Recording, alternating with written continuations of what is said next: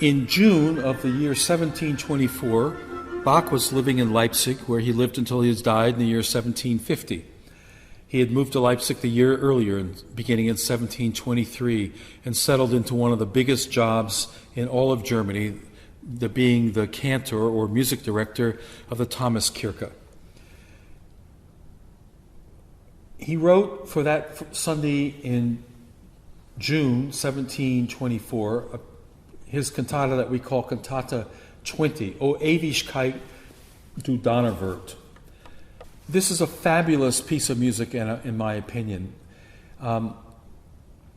And Bach has all kinds of wonderful symbolism within the piece, and word painting, and ways of bringing out, underscoring the text that is not actually in the text. And I'd like to take just a minute to look at some of those things with you. First of all, the piece starts in something that's called the French overture style. The French overture style was one of Bach's absolute favorites to use when he wanted to make the point that he was talking about royalty. And of course, for Bach, royalty was not the king of Germany, but rather the king of the universe, meaning God. And so in the beginning, the violins play ba, ba-da-da, ba.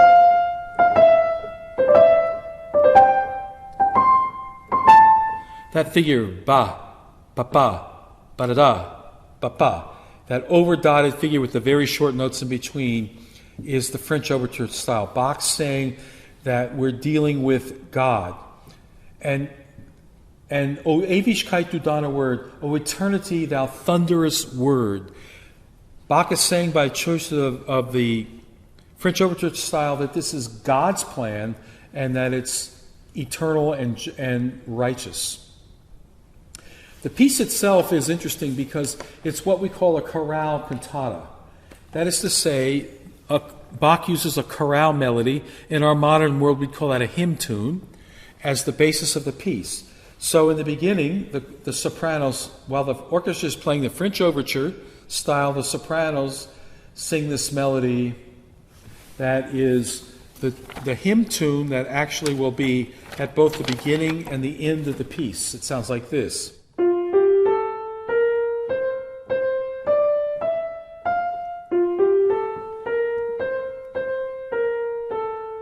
And it's harmonized at the end with the full choir.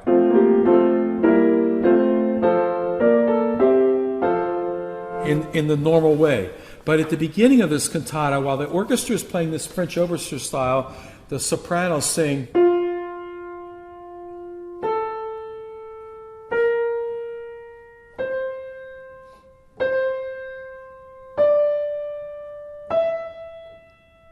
And underneath that you have the French overture style that we just talked about, the strings playing.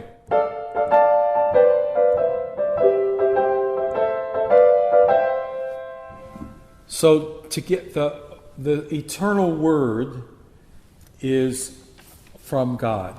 Now as we go forward into the piece, Bach has all kinds of things that I find very interesting. These are things that we call word painting. Word painting is simply music that is to sound like what the words actually mean. So in the first aria, which is for the tenor, when he gets to the word flame, Bach paints a picture of a flame, this sort of crackling thing that goes up and down, and I think you can see one on your screen, but it goes like this.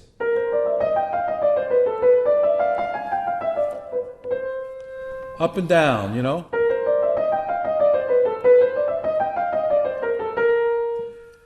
The flame kind of dancing and crackling away. The tenor also has the idea that these things are eternal. This aria is exploring what damnation would mean, and if one does not live a just life, one is damned in eternity. So he sings for the word forever, Ewigkeit, this.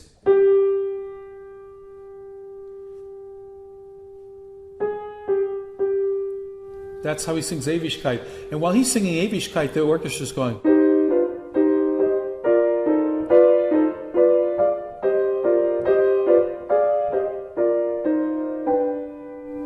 So they're going da da da da da, these sad lament ideas while he's holding the word Ewig.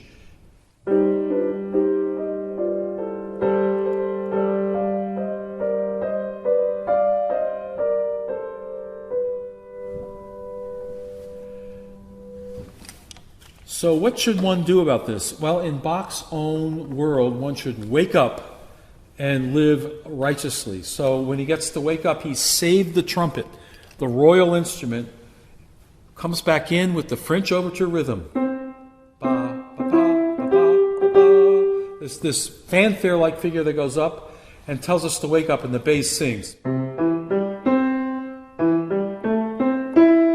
Wake up, wach auf, wach auf, wach auf, wach auf.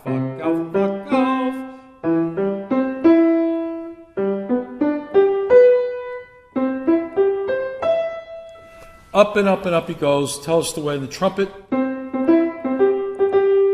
the strings playing fanfares, all pulling together into this gorgeous whole for this exhilarating aria that tells us to wake up. And of course, as I said, this is a chorale cantata. So at the end, the melody you heard in the beginning comes back, sung in 4-part harmony in a traditional way by the choir.